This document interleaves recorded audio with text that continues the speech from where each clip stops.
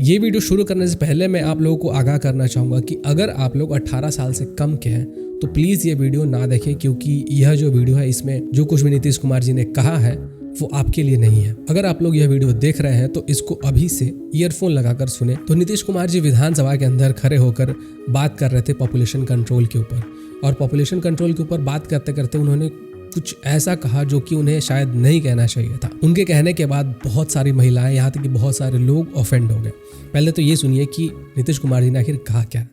जब शादी होगा लड़का लड़की में, तो जो पुरुष है वो तो रोज रात में जो सदिया होता है उसके साथ करता है ना, तो उसी में और पैदा हो जाता है। और लड़की पढ़ लेती है तो हमको मालूम था कि वो करेगा, ठीक है, लेकिन अंतिम में भीतर मत घुसाओ, उसको बाहर कर दो। करता तो है, तो उसी में आप समझ लीजिए संख्या घट रही है। अब आप जान लीजिए कि जो संख्या थी पहले, आप पत्रकार लोग भी ठीक से समझिए मेरा मतवा को, याद करिए। अब पहले क्या था, सुनो, 4.3, अब घटते घटते लास्ट ईयर के पहले ही जो रिपोर्ट आई है, अभी तो और हम कहें नया रिपोर्ट दे दो। इसका कोई अगर कोई गलत मतलब निकालता है तो ये गलत बात है।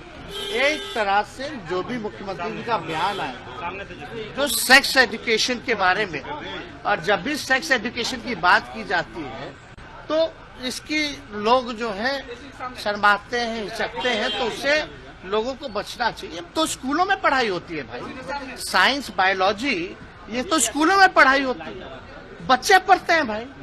तो हमको लगता है अगर सेक्स एजुकेशन की अगर बात है, उनका कहने का मतलब आबादी कंट्रोल जो है क्या करना है, वो प्रैक्टिकली बात जो भी आती है उन्होंने अपना बात किया।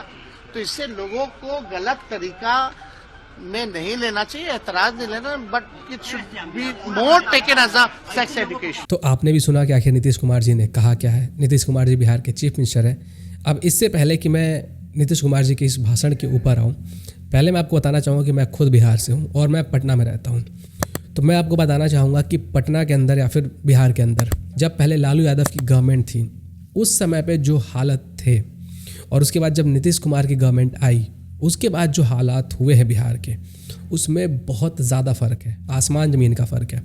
जब लालू यादव की सरकार थी तो उस समय पे लोग घर से बाहर निकलने से डरते थे। शाम के 6 बजे के बाद दिन दहाड़े किसी को भी गोली मार के हत्या कर दी जाती थी। पुलिस वाले तक सुरक्षित नहीं थे। जब पुलिस वाले खुद ही सुरक्षित नहीं थे तो वो दूसरे लोगों को क्या सुरक्षा देते। मैं आपको पटना की बात बता रहा हूँ, 2, 3, 4 घंटे से ज़्यादा बिजली नहीं आती थी। और अगर आप बात करो गाँव की या किसी और डिस्ट्रिक्ट की, तब तो आप भूल ही जाओ कि आखिर बिजली होती क्या है। सड़क की अगर आप बात करो तो सड़क की हालत भी कुछ वैसी ही थी। स्टेट हाईवे के नाम पे सिर्फ इक्का दुक्का सड़कें ही थी, इंफ्रास्ट्रक्चर कुछ था नहीं, जॉब लोगों के पास नहीं था। यूनिवर्सिटी और कॉलेज में सिर्फ और सिर्फ कास्ट देखकर लोगों को दाखिला मिलता था। आप यूनिवर्सिटी की बात कर लो, कॉलेज की बात कर लो, जॉब की बात कर लो, गवर्नमेंट जॉब की बात कर लो, किसी भी चीज़ की बात कर लो, हर जगह सिर्फ और सिर्फ कास्ट देखा जाता था। और इस चीज़ से कोई भी व्यक्ति डिनाई नहीं कर सकता है अगर उसने लालू यादव की सरकार देखी है। लेकिन जब लालू यादव की सरकार गिरी और नीतीश कुमार की सरकार बनी, उसके बाद से लेकर अब तक 1 दशक से ज़्यादा का समय हो चुका है, और अब तक में अच्छा खासा डेवलपमेंट हुआ है। पहले के मुकाबले में बात कर रहा हूँ, बाकी स्टेट के मुकाबले नहीं, पहले के मुकाबले अभी अच्छा खासा डेवलपमेंट हुआ है। इंफ्रास्ट्रक्चर का डेवलपमेंट ठीक ठाक हुआ है, रोडवेज वगैरह सही हुए हैं, इलेक्ट्रिसिटी वगैरह का जो अभी मामला है वो तो सही चल रहा है, क्योंकि इलेक्ट्रिसिटी प्राइवेटाइज हो चुका है। बहुत सारे बड़े बड़े प्रोजेक्ट्स बने, लेकिन बहुत सारे प्रोजेक्ट्स ऐसे भी निकले जो कि फेल हो गए। जैसे कि 1700 करोड़ का ये जो पुल था वो गिर गया, और ऐसा नहीं था कि ये पहला ब्रिज था, ऐसे बहुत सारे ब्रिज और भी बिहार में गिर चुके हैं। अब आपको आइडिया लग गया होगा कि आखिर बिहार के अंदर क्या डेवलपमेंट हुआ है और क्या चेंजेस आए हैं जब नीतीश कुमार की गवर्नमेंट आई है। तो नीतीश कुमार की गवर्नमेंट आने के बाद एक पॉजिटिव चेंज आया है, इससे कोई डिनाई नहीं कर सकता है। लेकिन नीतीश कुमार जी का ये दुर्भाग्य है कि वो फिलहाल अभी राजद के साथ है, और पार्लियामेंट के अंदर ये नीतीश कुमार जी ने जो कहा, इसके बारे में बहुत सारे लोग ये भी कहते हैं कि भाई इन्होंने एजुकेशनल पर्पज से कहा, हालांकि उनका कहने का तरीका गलत था।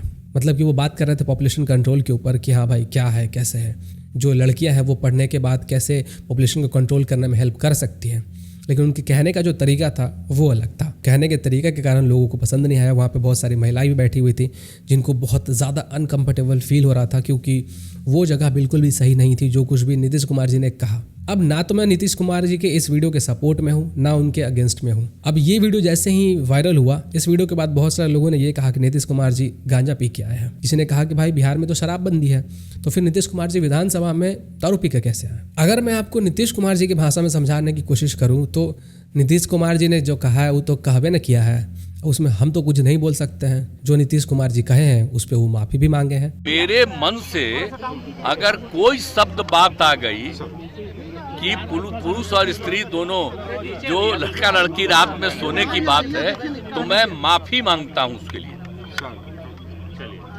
मैं इसके लिए मैंने वापिस करता हूं इन सब बातों का। अगर इसको हमने यूं ही कुछ बात कहा और उसको ले करके इतनी निंदा हो रही है, तो मैं भाई देखिए, अगर मेरी कोई बात कहना गलत था तो मैं इसके लिए माफी मांगता हूं। इसको हम वापिस करते हैं, और अगर मेरे किसी बात से कोई इसकी निंदा कर रहा है तो भाई हम वापिस करके और निंदा हम अपने कर लेते हैं, माफी मांगते हैं। और अगर कोई मेरी निंदा करता रहता है और कोई भी बात करता है, उसको लगता है कि बड़ा गलत था, तो मैं उनका अभिनंदन करता हूं। अब भाई वो एजुकेशनल पर्पस से बोल रहे हैं कि कैसे बोल रहे हैं, अब तो वही बता सकते हैं। वो काहे बोले ऐसा, वो भी वही बता सकते हैं। जहाँ तक बिहार का सवाल है तो कास्ट सर्वे तो हो ही ना चुका है। कास्ट सर्वे जब हो गया तो बिहार कितना डेवलप कर गया आप तो देख ही रहे हैं। ये वाला जो आप वीडियो देख रहे हैं ये पटना का है, ये दूसरका वाला जो आप वीडियो देख रहे हैं ये दरभंगा का है, ये जो तीसरका वाला आप वीडियो देख रहे हैं ये नालंदा का है।